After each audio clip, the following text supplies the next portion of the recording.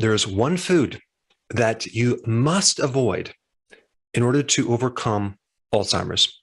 In fact, I don't think you can actually even improve Alzheimer's symptoms if you continue to consume this one food. With Alzheimer's, we have this fire going on in the brain. We have inflammation, amyloid plaquing, neurofibrillary tangles, which is basically like this big ball of fishing line that develops right after the plaquing. So they both work together. And then the immune reaction to that creates a tremendous amount of inflammation, and all these neurons start dying. But of all the factors that can influence Alzheimer's, positive or negative, what you eat is the most important thing. Here's some information that you probably have never heard before. Insulin is neuroprotective. It actually protects your brain cell. It actually prevents this amyloid plaquing from developing.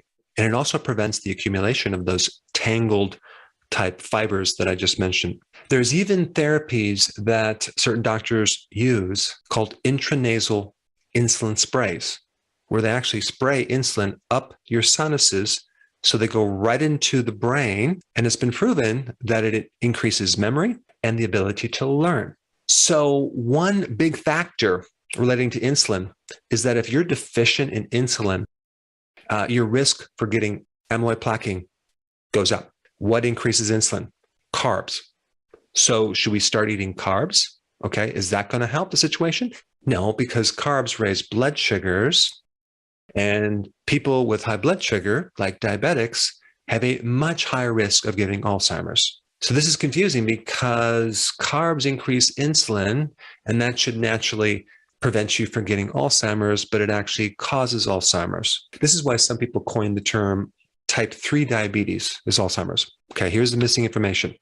When you increase insulin, you instantly create resistance.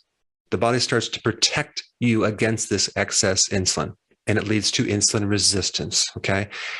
When you have insulin resistance, you actually have a deficiency of insulin inside your cells. So more insulin creates a deficiency of insulin. Sounds strange, sounds counterintuitive, but now you know why. Because the body forms this protective mechanism, which is insulin resistance. And as far as how this relates to Alzheimer's, you have the blood-brain barrier, okay, that can actually be resistant to insulin. Now, even though the brain does make a little bit of insulin, majority of the brain's insulin is dependent on what's happening throughout the body. So just as a diabetic develops insulin resistance throughout the body, the brain can also develop insulin resistance as well, especially in the blood-brain barrier. So insulin resistance is the most important thing you need to understand. So many people don't understand this, and they're unknowingly making things worse by feeding their parents and grandparents the wrong food, because the number one thing that will increase insulin is carbs. Okay, I'm not talking about vegetable carbohydrates. I'm talking about sugars, and I'm talking about refined grains, and I'm talking about grains as well. Yeah, breads, pasta, cereal, crackers, biscuits, waffles, pancakes, muffins, juice, desserts, all these things will absolutely positively make things worse. You can't fix Alzheimer's on top of these carbs. It's impossible. You must fix insulin resistance. But carbs aren't the only thing that creates a spike in insulin, okay? And by the way, when you fix insulin resistance, the neurons finally get the level of insulin that they need to help this neuroprotection and decrease the inflammation. Now, carbs in general, especially in the refined form and sugars, create a tremendous amount of inflammation too in the brain. That's in addition to the insulin problem. All these carbs also create a lot of mitochondrial damage, okay, which destroy the mitochondria, which is the energy to the neuron itself, and also at the same time creating a lot of oxidation and free radical damage, and a lowered ability to deal with that, because consuming a lot of sugars and refined carbs decrease your antioxidants. So we have all this inflammation without any ability to counter the inflammation. So what is the most important thing you can do if you have a loved one that has Alzheimer's, or you are starting to develop symptoms for Alzheimer's, is to understand this mechanism and fix insulin resistance. And there are several ways to do it, okay? Number one, you must lower your carbs so you can start shifting your body running on ketones, which is a preferred, better, more efficient fuel to the brain cells. So if you get a ketone meter, you want to make sure you're in ketosis. I'm talking about 0.5 to 3 millimoles. That would be the level that you want to shoot for.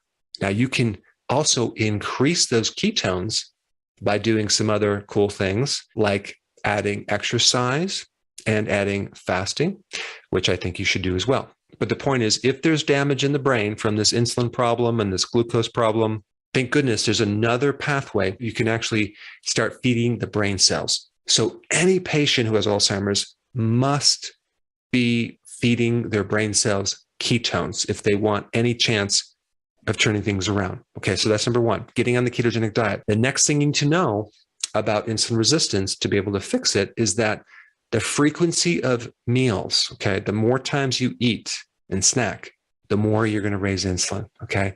So you also must do intermittent fasting.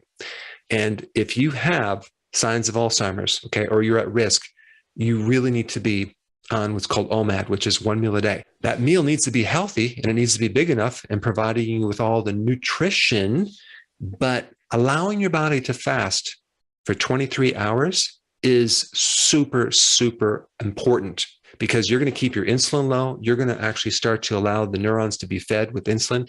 You're going to turn around insulin resistance so much faster. So the worse someone has Alzheimer's, the less frequent they should eat. And you would see a dramatic improvement if you did this. So 1 meal a day and make sure that meal is the ketogenic diet. Well, I'm 57 years old. I'm 6'2". I weigh 185 pounds and I can easily run my body on 1 meal a day.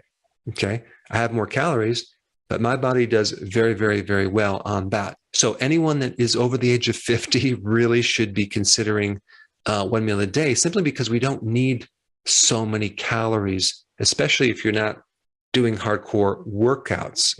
And if you talk about Alzheimer's patients, which are not typically active or they're in a home or assisted living, I mean, they're not burning off these calories. To feed them more than 1 meal a day is completely unnecessary. And unfortunately, they're usually getting 3 meals a day plus snacks.